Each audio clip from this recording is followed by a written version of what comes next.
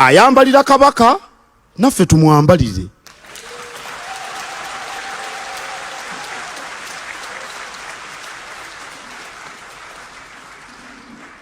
Anti anakujja emize ageya nnyoko ng'owulira. Obuvumu tekitegeeza kulwana. Temugenda ne mukwata amayinja mu abavubuka. Tekitegeeza kuvuma, temubaako gwe muvuma. Tekitegeeza busungu na kwereega bica n'okwekapa bategeere bw'oli omuvumu. Nedda. Obuvumu kitegeeza kunywerera ku kyoli oba ku kyokkiririzaamu awatali kwekomomma. Buterevu bwe bwali bwe buti mu mwaka gwa 1993 omwezi gwali gwa 7 ate ennaku z'omwezi zaali 31 gy'emyaka 33 gye twakakuba emabega. Bwali bwe buti nga obwakabaka bwa Buganda wamu ne gavumenti ya NRM eriko kati nga mwanattu omukwano ogubasaza mu kabu, anti obwakabaka obwali bwavaawo oba obwali bwaggyibwawo Dr. Milton Obote. Gavumenti yali ezze mu buyinza budde obwe yali ekyali engole yali emaze okubanga egamba nti akabukomewo. Kale nno okujaguza kwali kw'amaanyi nnyo, essanyu ppitirivu, era omugenyi omukulu ku olwo teyali mulala, yali His Excellency Yoweri Kaguta Museveni. Kale newe tutuukidde olwaleero ebyo byonna tugenda kubanga tubiraba. Nkugambye wetutandikidde nti omukwano gwali muyitirivu nga gusaza obwakabaka bwa Buganda ne gavumenti yaffe gubasaza mu kabo. Kale kati nga kye twebuuza leero embeera eyimiridde etya? Tugenda kuba tukuba mu ttooki wabula njala okutegeeza nti era pulezidenti wa Uganda Yoweri Kaguta Museveni bw'atyo akutte ettu akasente miliyoni za sente n'azitika Prime Minister Robinah Nabbanja n'azikuba ku mmeeza n'agamba nti Buganda pulezidenti antumye mbawe akasente kano. Emikolo gino agindidde ku Watoto Church bweyogerere era nga ekyamazima gitambulidde ddala bulungi nnyo. Ebyo byonna tugenda kubanga tubiyitamu, wabula tutandise n'akatambi aka Katikkiro wa Buganda Charles Peter Mayiga ng'ekyamazima avuddemu omwasi. Nga bwe mumanyi mu nkola yaffe ya Buganda kya bulijjo w'ebbango bw'otamuwemukira teweebikka. Kale avuddeyo n'agamba nti omuntu yenna singa yambalira Ssaabasajja Kabaka wa Buganda empologoma atolinza tolinda kasimu naawe bw'otyo mwambalire. Tutuukirize enjogera eri gye tutera okwogera ku baffe nti alikanyugira embazzi ndigigaaya. Kale buterevu nze Isaac Uganda olunaku olwaleero ku Mukutu Viki Exclusive nkwanirizaako.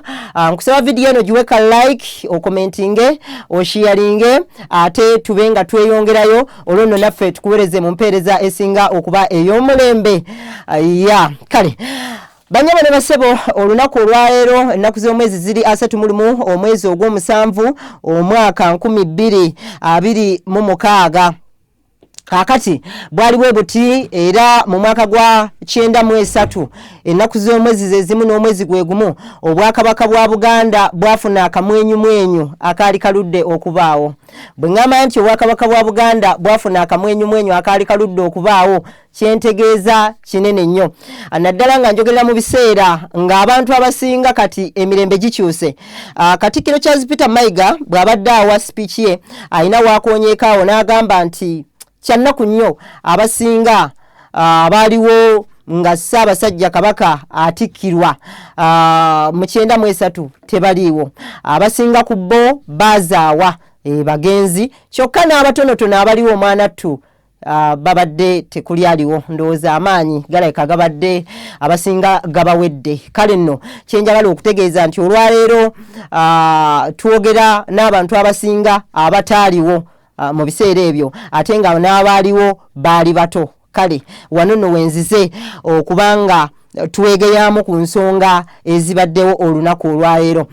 Bwe twogera ku matikkira ga Ssaabasajja Kabaka wa Buganda, omuntu atamanyi byafaayo n'atamanyi byaliwo ayinza okirabanga ekitali nnyo ky'amaanyi, naye abamanyi Buganda gyevudde n'ennaku yagiyonka obutaaba byeyiseemu onno asobola okuba nga kitegeera. Kale nze Isaac Uganda kyekindeese mbenga wamagwe nkutwala mu maaso. Kakati banyabo ne basebo kansooke mbasiigira bulungi ekifaananyi kya leero. Omanyi waliwo omuyivu omwe yagamba nti nno omuntu yenna atamanyi gy'ava ayinza okuba nga ddala tamanyi gy'alaga. Ekyo nno nange n'ekirowooza. Era waliwo eyagamba nti bano mu slave trade abantu be batwalanga mu buddu babanga mu maato nga batuuse mu gasemayanja aganene mbwa amaanyi ne gabagwamu, naye ng'ekibawo obuvumu kiri kimu, bamanyi kimu nti bava mu Afrika wadde baali tebamanyi we bali wakati nga bali mu gasemayanja aganene. Kale olwaleero twagala tunuulire nga Buganda ejaguza Ssaabasajja Kabaka ajaguza emyaka 33 ku Namulondo biki ennyo. Kale kambazeeko katono mu mwaka gwa 1953 omwaka ogwo gyegimu ku myaka Buganda gyetali erabira, era nga naffe ffenna tulina okutegeeza abaana n'abazzukulu nti egyo emyaka gyavaamu kalunsambulira.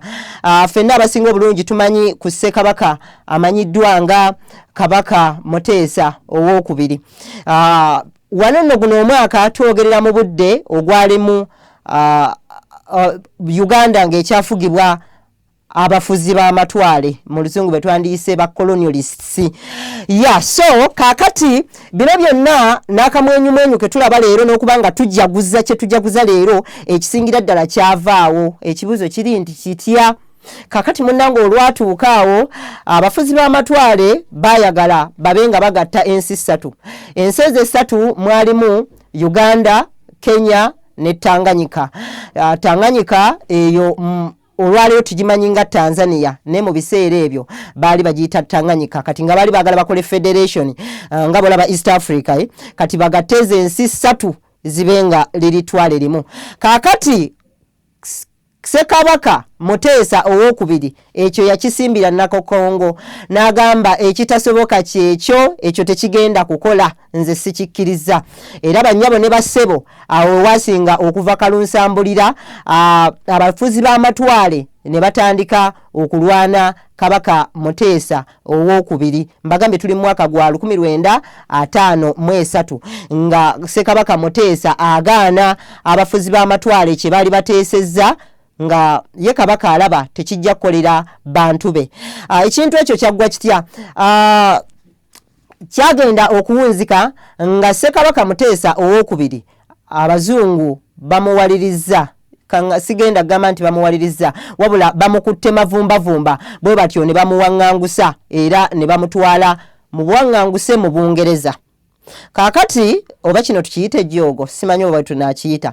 Bwe bamutuusa mu Bungereza bamugamba oyina eddembe lyonna erigenda mu bitundu byonna. Oli wa ddembe ogende Germany, oli wa ddembe ogende France, oli wa ddembe ogenda yonna gy'oyagadde, naye kyotalina kukola kwe kudda ku butaka e Uganda mu Buganda. Bw'atyo Ssekabaka Muteesa owookubiri n'abeera eyo mu buwambe. Oba mumpulira bulungi. Kakati bino ebiseera byetwogeramu Kabaka waffe aliko leero Muwenda Mutebi yali tannaba kuzaalibwa. Yali tannaba kuzaalibwa kubanga tuli mu mwaka gwa 1953. Kakati tuyina abasinga kye tuwuliranga Kabaka crisis. Ssekabaka Muteesa bw'amala okuwaŋŋangusibwa Abaganda mu bamanyi bwe kikwata ku Kabaka waabwe bajjayo n'ag'omu buto.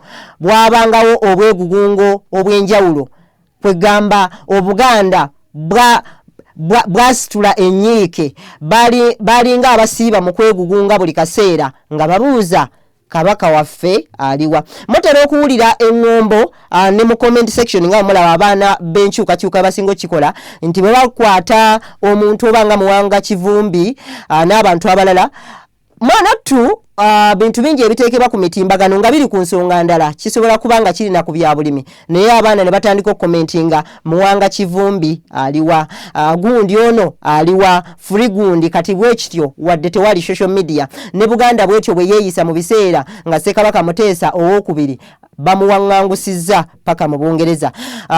Bakitwala nti balinga abafiiriddwa, bakitwala nti kugamba teri nnyo kigenda maaso kyonna kisobola kubasanyusa okujjako nga kabaka waabwe akomyewo ku butaka.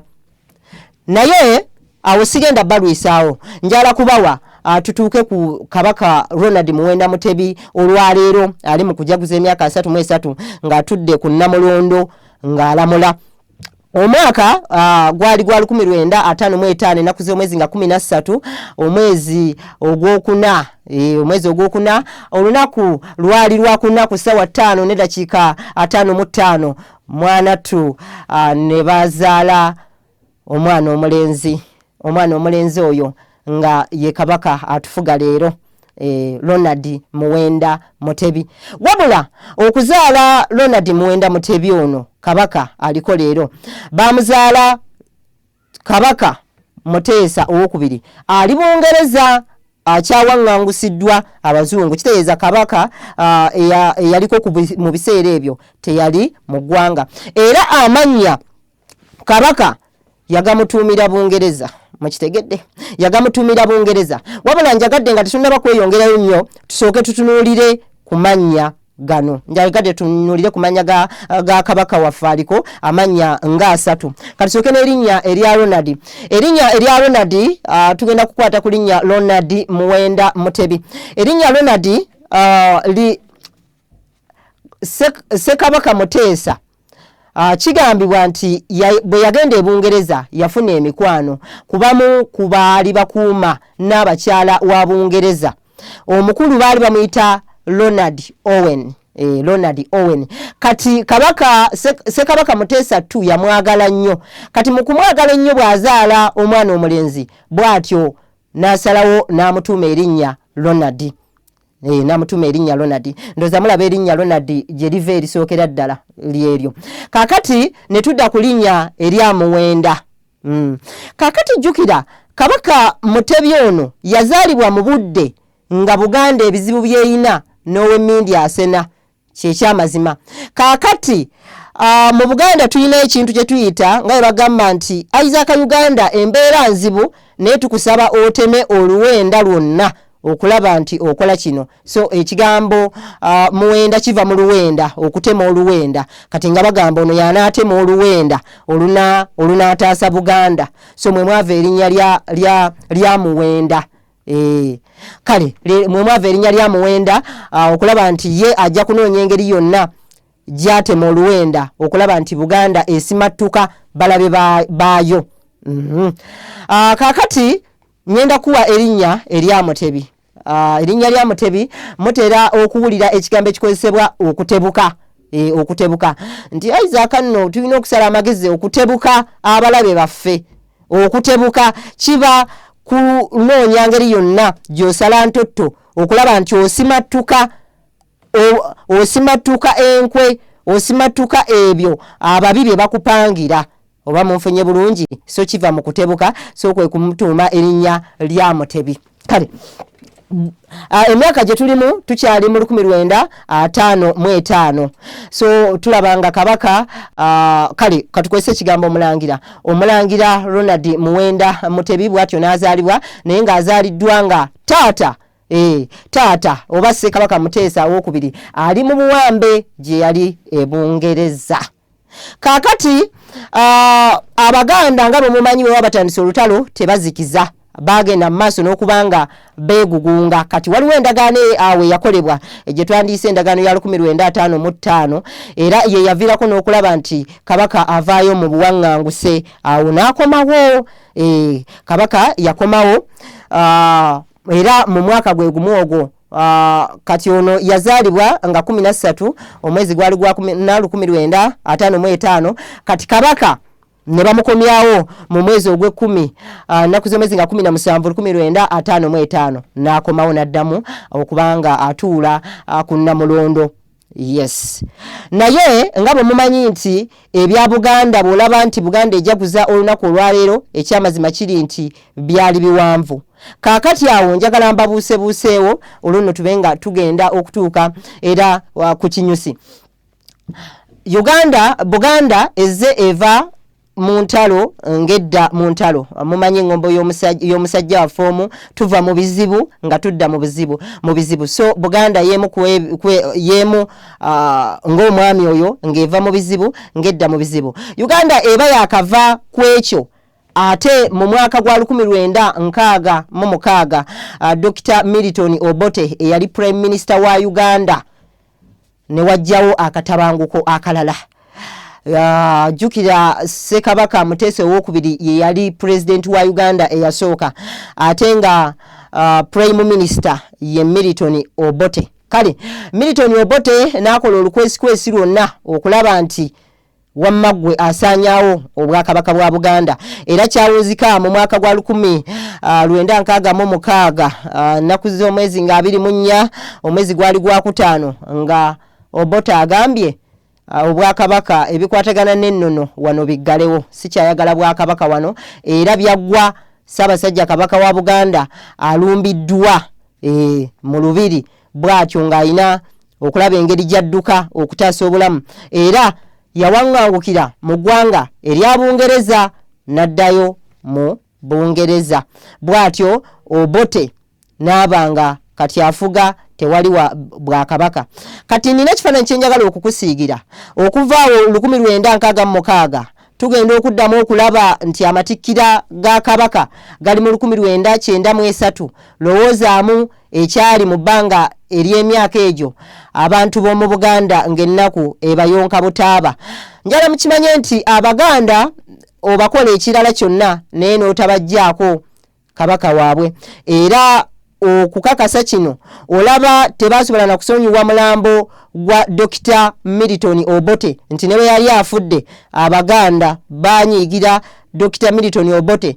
n'okutuuka ku level y'okunyiigira omufu mu Buganda wano omuntu bw'aba afudde tumwogerako ebirungi era ne tumusonyiwa ebisinga byonna ne tugamba waaye bino byansi byakuleka naye omukulu Obote ne bwe yali afudde Abaganda tebalinnyamu kubanga bo bagamba omukulu Obote yali alinnye gye gava nga ajeewo obwakabaka kakati kiri natandise mbagamba nti nno gavumenti ya NRM n'obwakabaka bwa Buganda mu mwaka gwa 1993 omukwano gwali gubasaziza ddala mu kabo Wammagwe kubanga omukulu President Yoweri Kaguta Museveni ne gavumenti ye baali bakomezzaawo obwakabaka bwa Buganda mujjukire omukulu President Yoweri Kaguta Museveni bwakwata obuyinza mu bimu bye yasuubiza kwe kuzza obwakabaka bwa Buganda siboka wabula okomyawo obufuzi obw'ennono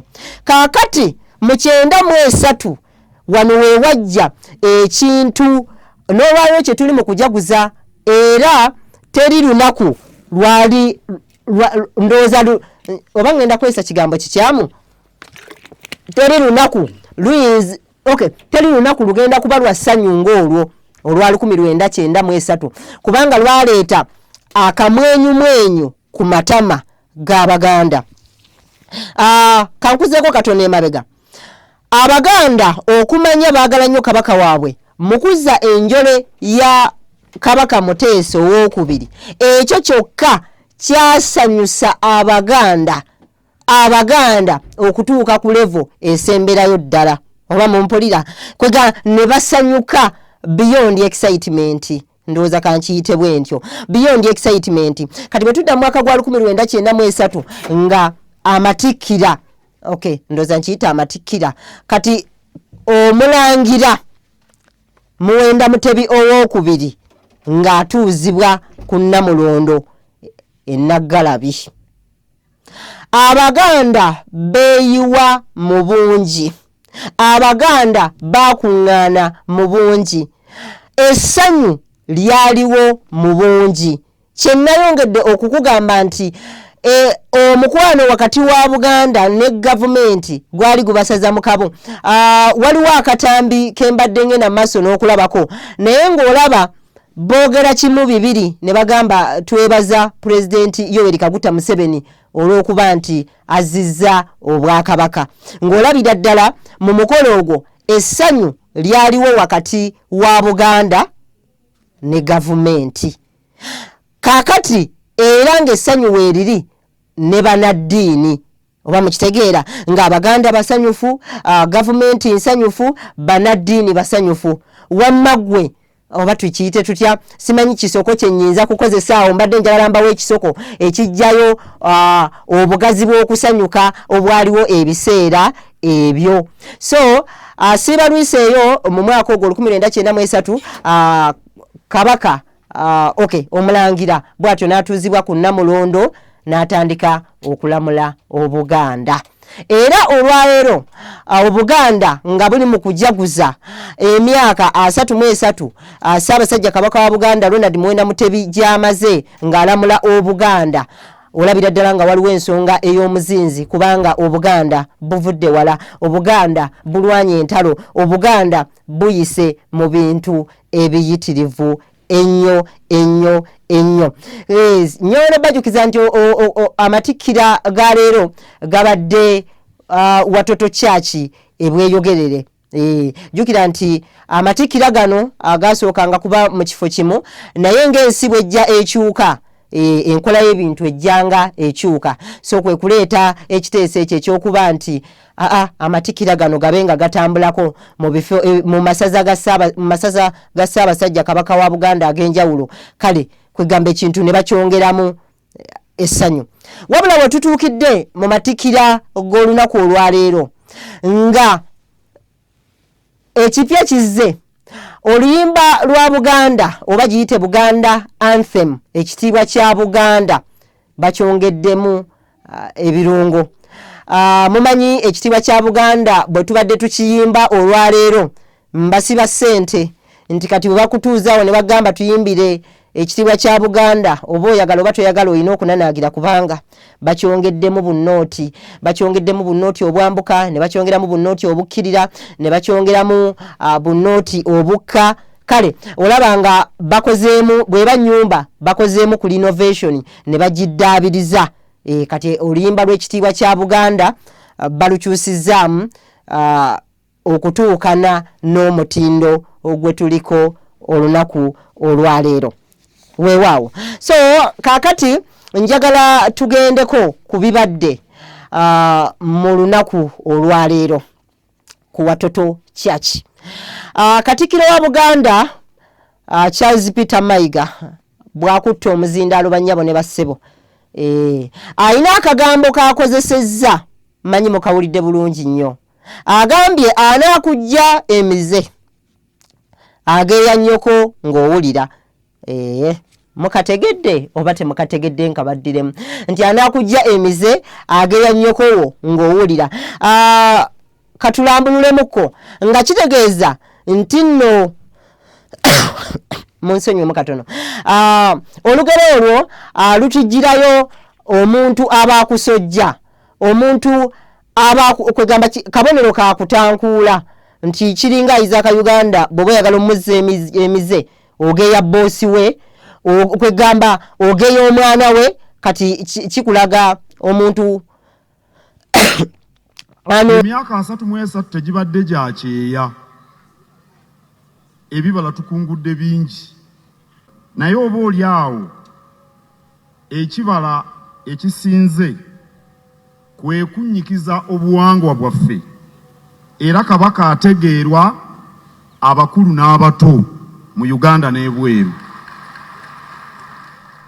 Bangi be tuli nabo wano olwaleero Ennaggalabi tebaaliyo, mubalabye wano bangi nnyo wano tebaaliyo, n'abaana bonna abali ebweru Ennaggalabi tebaaliyo, n'abamu abali wano. Kabaka Ennaggalabi yagendayo nga 3 n'ayita ku Nebalamye Mayanja n'asula mu nnyumba Buganda mu matulutulu n'alwana olutalo lw'ebirumbirumbi. We yaluwangula n'agenda mu nnyumba Bwanika. Mbagambye nti yasula mu nnyumba Buganda mu matulutulu n'alwana olutalo lw'ebirumbirumbi ku Nayota bwe bayitawo bwe balulwanira. Bwe yava ku Nayota n'agenda mu nnyumba Bwanika ne bamunaazaako ebisago eby'olutalo lw'ebirumbirumbi. Bwe yava mu nnyumba Bwanika n'ajja wano ku Nakibuuka n'atambulira ku maviivi ku Namulondo Enansi ey'Omukandira n'ayimirira n'ayambazibwa amagatto n'asumikirwa eddiba ly'ennyana n'assibwako ebifundikwa bibiri ebyo ekimu kya bulangira ekirala kya bufuzi n'ayambazibwa eddiba ly'engo n'ayambazibwa enguugu eyo y'engulu eŋŋanda n'akwasibwa amafumu abiri ag'obuzira okulwanirira obwakabaka n'okulwanirira Obuganda n'alasa ente ennume enjeru n'akongojjebwa ab'embogo abaweeka ne Nnaalinnya Lubuga tuli naye wano yakongojjebwa. Kasujju Lubinga n'akwata kabaka ku mukono n'agamba nti ono ye kabaka wammwe, mujaguzo ne zivuga. Kabaka ng'avudde ku Nakibuka yagenda ku Kituuti. Oyinza okugamba nti waali amatikkira, kale tugayite bye twajja mu nsi endala, era gakulemberwa nnyo abakulembeze b'eddiini, kubanga omulabirizi Misairi Kawuma yagenda eyamwambaza engule, Ssaabasumba Nankyama yamwambaza omunagiro yagenda, Bishop Ssekamaanya yamwambaza engule waali, yamwambaza empeta waali n'etaliwo wano. Bishop Odungo w'e Masaka ye yayigiriza naye yagenda. Nga byonna biwedde, kubanga byonna babikolanga balungamizibwa Katikkiro Kamalabyonna, nga naye tannabakulangirira Ssaabawolereza wa Buganda Oweekitiibwa John Katende tukyali naye ali wano, ng'ayambibwako omumyuka we mu budde Oweekitiibwa Godfrey Sserunkuumalule waali, simanyi oba yasobodde okutuuka, ng'ayambibwako omugenzi Peter Nkambo Mugerwa ne munnamateeka Charles Peter Mayiga baalayiza kabaka.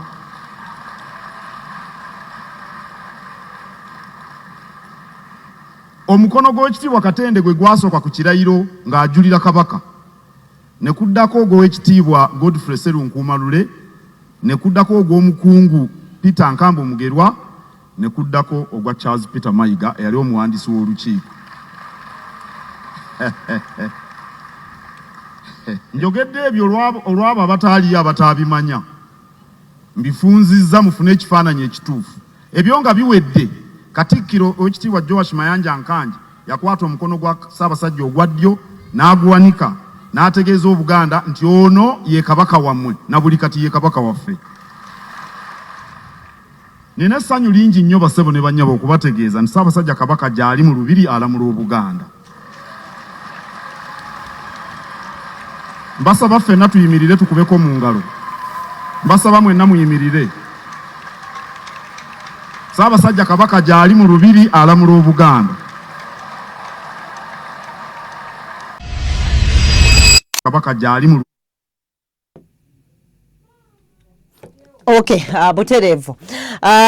Waliwo ebimu ku bisinga okunyumira bannanga, akaseko ka Katikkiro ako kanyumira okukamala. Ayina akaseko ako kaseka neŋŋamba oweewaawo. Kale nno ensonga lwaki mbazannyidde vidiyo eyo, mirundi egisinga abantu mwanattu mulina obwesige bwe muteeka mu bannamawulire, nange bwe sirabangako nti tusobola okuba ne Katikkiro ng'ayogera mwanattu naye nga omuntu ayagala kulaba Isaac Uganda ajje amukubira ettooki amusunsulire Katikkiro agambye eki. Ekyo nno bannange bannamawulire tulina okwesunako nti ate mwatwagala ne mukamala bukamazi. Kale Katikkiro Charles Peter Mayiga bw'akutta omuzindaalo atugambye nti bannyabo ne bassebo omulamwa gw'omulundi guno guli nti okuuma obuwangwa bwaffe. Katikkiro nno wano abadde mukaawumukko, mumanyi Katikkiro kyagambye bannyabo ne bassebo. Mujjukire mwenna abasinga abagenda mu maaso n'okuba nga mundaba, abantu abasinga ebyobuwangwa tugenze tubisuula muguluka. Katikkiro asonze ku kintu munansonyiwa bannange, ninamu ekirwadde kinvala embirizi naye nja kuba bulungi. Katikkiro akonye ku nsonga y'empisa. Katikkiro n'agamba nti nno abantu abasinga naddala abatambuddeko ebintu bye tulaba eyo bitulowoozesa nti empisa zaffe naddala ng'ez'omu Buganda nkyamu, n'asonga ku kintu ekyokufukamira. N'agamba abantu abasinga bwe tutambulako naddala nga abagenda e Bulaaya n'olaba ng'eri tebafukamira, kati bw'okomawo wano e Uganda n'olaba nga abafukamirwa bazzizza musango. Era Katikkiro wano wavuddeyo ayogedde ekintu ekyewuunyisa, n'agamba nti abaana abalenzi kibakakatako okubanga nabo bafukamira ne babuuza ku bamaama, ne babuuza ku bamaama, ne yeewetako n'agamba wasibye otya nno maama. So agambye nti ekintu ekyokufukamira situkakatako.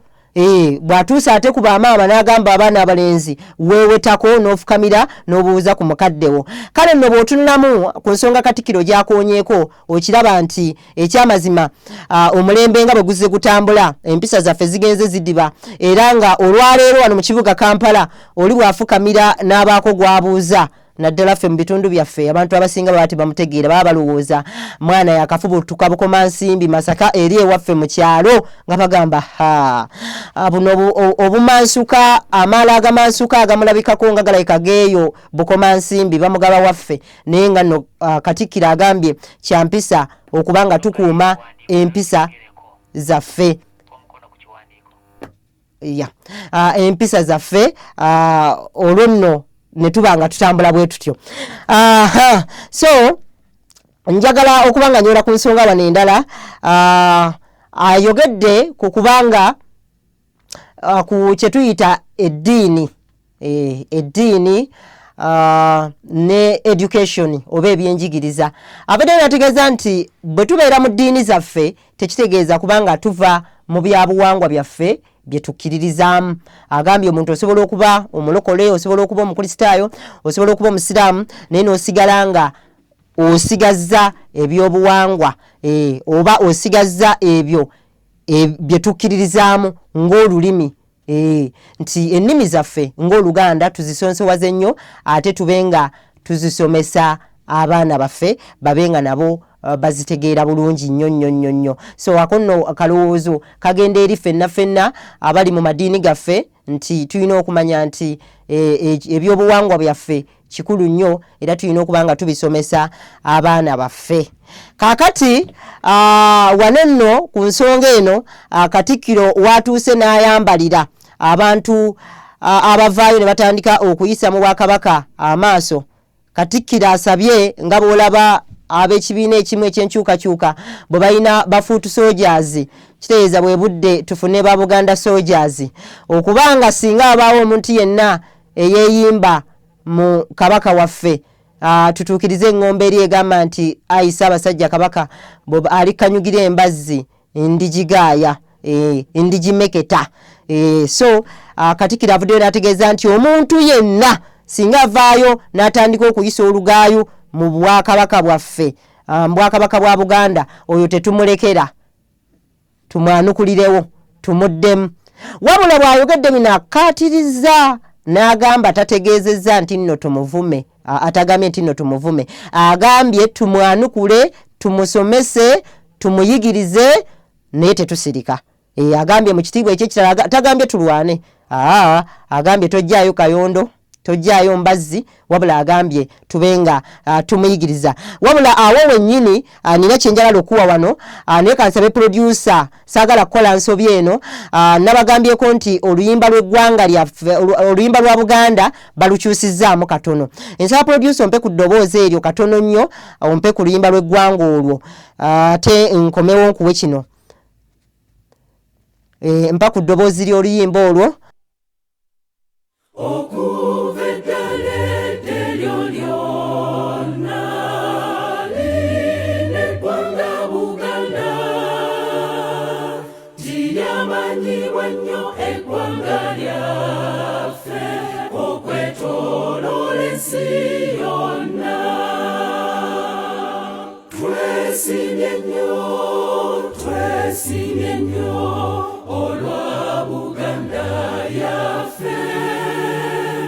Ekitiibwa kya Buganda kyavadda naffe tuchikumenga abazire nnyo abatusooka balwana nnyo mu ntalo ne balyagala nnyo eggwanga lyaffe naffe tulyagalenga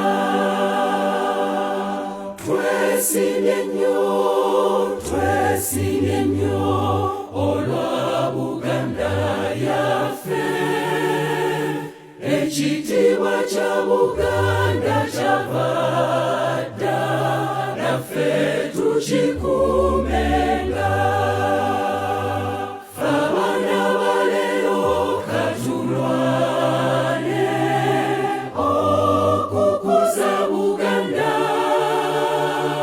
nga tujjukira nnyo bajjajjaffe abafiirira ensi yaffe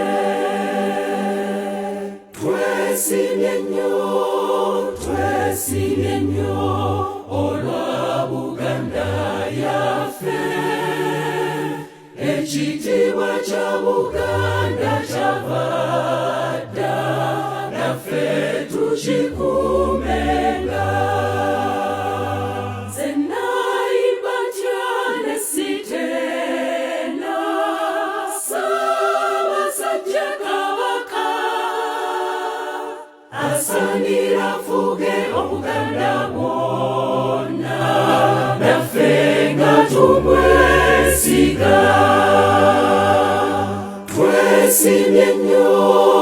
twesimye nnyo olwa Buganda yaffe ekitiibwa kya Buganda kyavadda naffe tukikumenga weewaawo oluyimba lwerwo kyengenda okwogera ku luyimba luno oluyimba lusufu okukamala oluyimba lulungi oluyimba luteereddwa ku mulembe nga bwe guli waliwo obunooti we butuuka wamma ne bwambukamu ne bukka wabula kati ffe abakuze mu myaka ng'amaloboozi tuyiya mayiiye oba kigenda kutulekawa kubanga bannange oluyimba olwo olaba nga balwongeddemu nkozesa ebisoko kati omulembe wano we tuli oluyimba lukolera ddala oba nsooke mbakubireko mu bugalo kambakubireko mu bugalo so lwe luyimba balulongoosezaamu wamma ggwe ne luba kati nga lutuukanira ddala ne omwaka 2026 kale banyama ne basebo wano wengenda okubategeereza Katikkiro Charles Peter Mayiga bw'atyo agenze maaso n'okumaliriza n'ensonga ezo era bw'amaliriza n'ayaniriza Prime Minister oba Ssaabaminisita wa Uganda Robinah Nabbanja bw'atyo omukyala Robinah Nabbanja najja n'atusomera ekiwandiiko kya President era nategeeza nti President agambye tasobodde kubaawo naye nga musanyufu nnyo era President ayozaayozezza maaso moogi okubanga atuuka ku matikkira ge ag'emyaka 33 era neyeebaza nnyo olw'enkolagana wakati wa Buganda ne gavumenti era President musanyufu nnyo. Prime Minister wabadde amaliriza n'ategeeza nti President amutisse ettu lya bukadde 40 era bw'atyo n'ayita Katikkiro Charles Peter Mayiga n'amukwasa ettu lya President n'agamba nti President abaagalizza amatikkira amalungi ag'essanyu.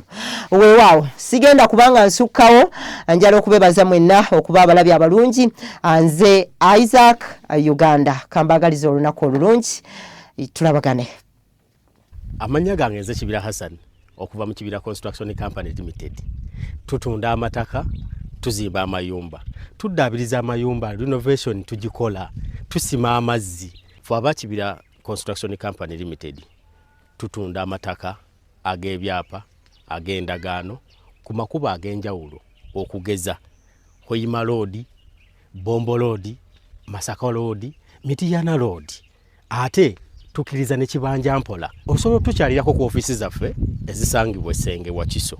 Oba tukubire ku masimu gaffe 0755 36 37 82 ojje tugende mu maaso n'okwogereza ku bizinesi yonna gy'oba oleese mu ofiisi yaffe nga bwenzoogeddeko waggulu. Tujja kwataganira wamu kubanga bye tukola tubikola nga biri mu kkubo golokofu. Buli kimu ekigwa mu construction company tukikola. Bw'oba olina ky'oyagala okwebuuza era tukyalireko ffe bakibira tukubire buli kimu tusobola okukimala. Ntuusa omukisa okubabuuzaako nti assalaamu alaikum wa rahmatullahi wa barakatuh. Aba QYT Healthcare Traditional Chinese Medicine abasangibwa Nansana ku Yesu Amala mu maaso ga Total ku kizimbo kuliziwa Hair Academy bakutegeeza nti weebali nnyo okujjanjaba endwadde ez'enjawulo omuli asthma, sukaali, fibroids, ssenyiga w'ekibumba, hepatitis A, B ne C, abasajja n'abakazi ab'enyooma mu nsonga z'obufumbo, abaludde okufuluma kiyite constipation, omugongo oguluma, amagumba gakumeketa, alumizibwa mu nnyingo n'endwadde endala nnyingi. Balina ebyuma ebikebera endwadde mu buli kitundu kya mubiri eby'omulembe wamu n'abasawo abakugu mu kujjanjaba. Ate jjukira nti bataddewo promotion ng'okukebera omubiri gwonna kwa siringi mitwalo 3 zokka. Kale yanguwa ofune obujjanjabi obw'omulembe anti obulamu bugagga. Okumanya ebisingawo ku bino bakubire ku 076 4 61 36 67.